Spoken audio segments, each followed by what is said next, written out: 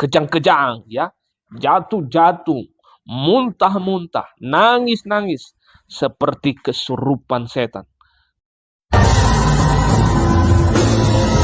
Jadi bahasa roh itu adalah bukan bahasa alien.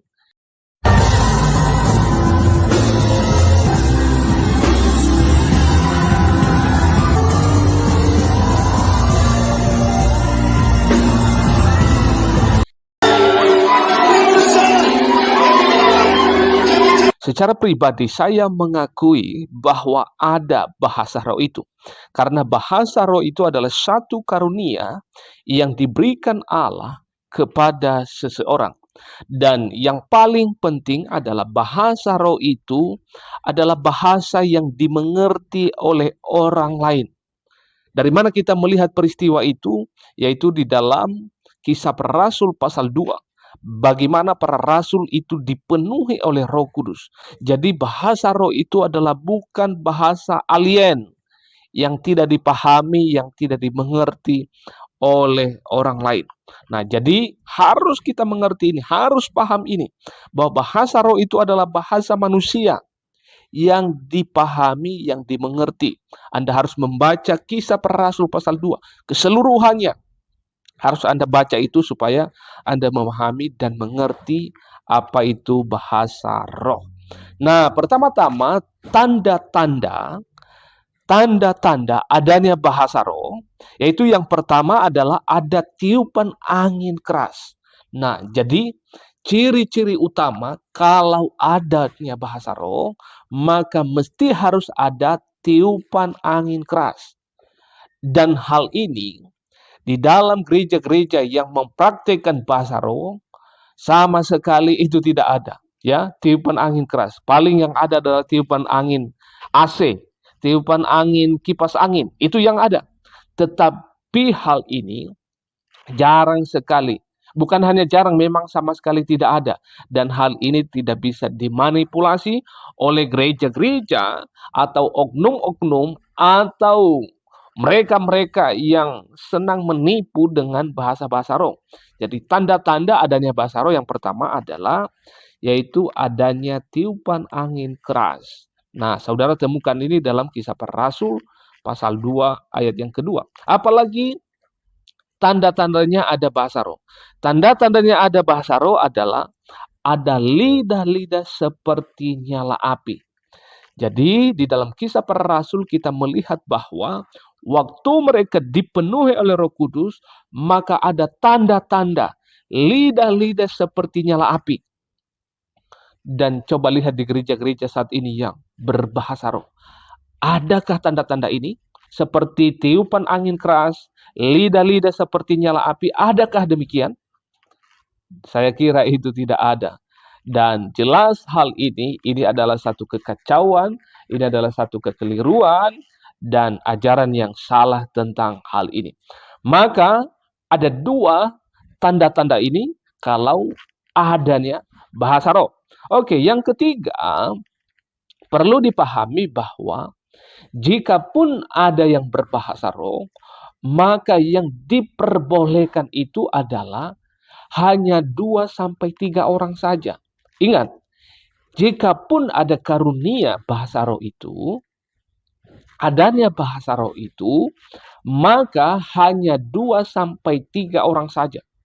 Hanya 2-3 orang saja yang boleh berkata-kata itu.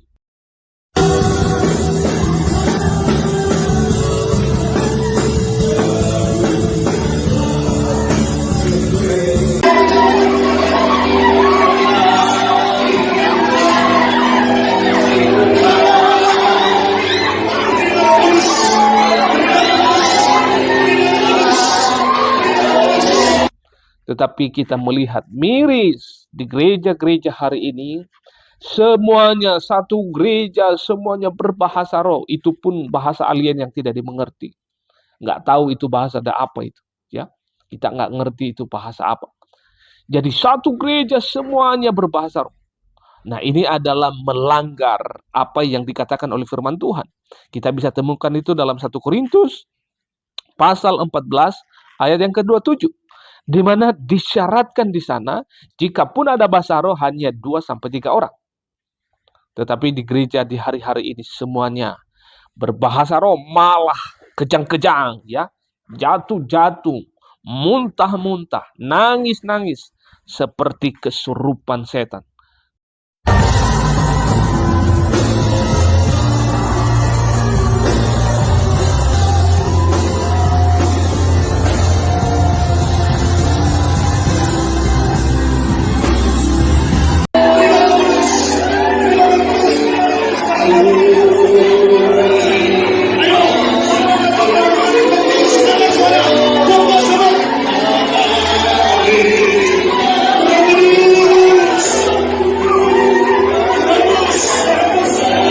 Tapi saya yakin bahwa itu kalau ada masa lalu yang tidak beres dan juga itu bisa pekerjaan iblis yang merasuki orang-orang tersebut. Ya, miris kita melihat orang-orang kerasukan itu ya, yang jatuh-jatuh itu muntah-muntah sampai nggak sadarkan diri, dan perempuan-perempuan yang itu tersingkap baju-baju mereka dan kelihatan aurat mereka. Nah, ini adalah sudah melanggar tata cara kesopanan dalam beribadah, dan itu hal yang tidak berkenan di hadapan Allah.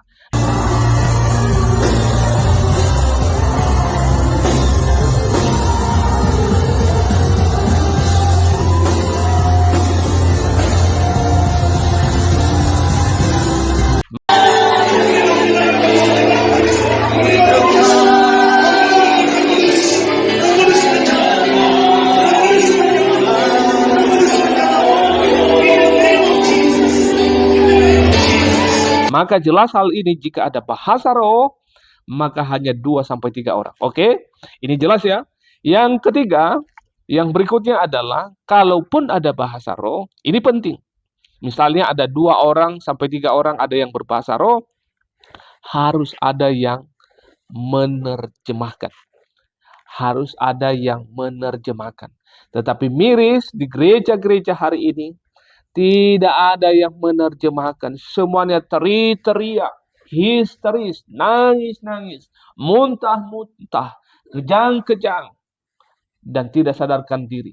Dan tidak ada yang menafsirkan. Miris.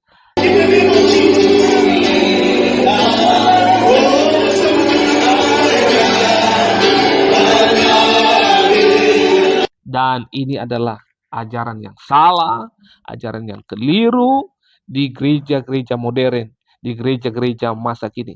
Mari kita kembali kepada kebenaran, dan hal ini apa yang saya sampaikan kita bisa temukan itu dalam 1 Korintus pasal 14 ayat yang ke-28.